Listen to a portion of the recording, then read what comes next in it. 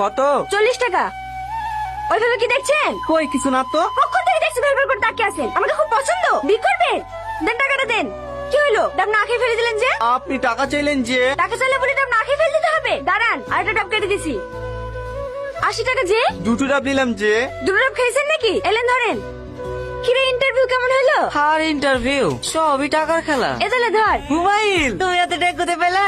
আমার কাছে কিছু টাকা গোছানি ছিল, আর বাকিটা কিস্তি করে দিয়েছি। ও টাকা চিন্তা করতে হবে না, আমি মাসে মাসে শোধ করে দেবো।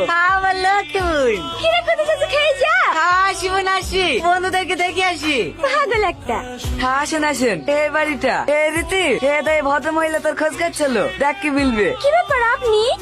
আমাদের চোখের সামনে ছেলেটা যখন 2 বছর বয়স মাটা মারা গেল, কিছুদিন পর চিকিৎসার অভাবে বাপটাও মারা গেল। যাই বলেন বোন, মেয়েটা খুব শক্ত, কত কষ্ট করে ভাইটাকে পড়াশোনা করাইলো। ছেলেটাও চাকরি লেগে খুব খাচ্ছে, বুঝতেই তো পারছেন এই যুগে ঘুষ ছাড়া কোনো জায়গাতে চাকরি পাওয়া যায় না। এইলেন। আরে আরে তোমাকে অত ব্যস্ত হতে হবে না, বসো তো। খুব মিষ্টি চেহারা, মানতে হবে আমার ছেলে পছন্দ আছে। মা, তোমার কাছে আমি একটা প্রস্তাব নিয়ে এসেছি। কিসের প্রস্তাব? আমার ছেলে তোমাকে খুব পছন্দ, আজ কদিন ধরেই আমাকে বলছে।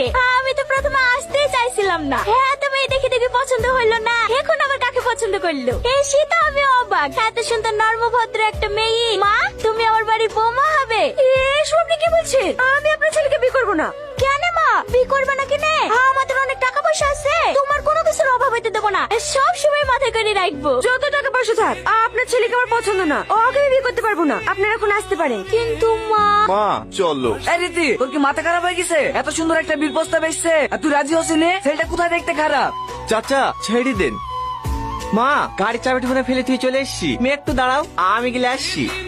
তুমি ভুল বুঝো না চাচা, আমার ওকে খুব পছন্দ, কিন্তু আমি যদি এখন বিয়ে করে শ্বশুর বাড়ি চলে যাই, তাহলে আমার ভাইটাকে কি হবে? ও তো এখনো পর্যন্ত একটা কাজও করতে পারে না, আমি চলে গেলেও না খেতে পেয়ে মরে যাবে। তুই এই কথাটা ওদের সামনে বলতে পারতি। ওরা যা মানুষ দেখনো, দরকার হলে তোর ভাইটাকেও সাথে করলি যাইতো। পরের ছেলে চাচা, একদিন দেখবে, দুদিন দেখবে, 3 দিনের পেলে কি টিকটকের বিষয় যাবে। কিন্তু তুই কি আর এত ভালো সম্বন্ধ পাবি? কি বলো চাচা, এত ভালো ছেলের বউ হওয়া আমার ভাগ্যে নাই। তুই যা ভালো বুঝিস তাই কর। কি হলো বাপ তুমি? চাবিটা নিতে ভুলে গেছিলাম চাচা। এই রীতি, চাবিটা কোথায় পড়ে আছে দেখ দিনে। এইলেন।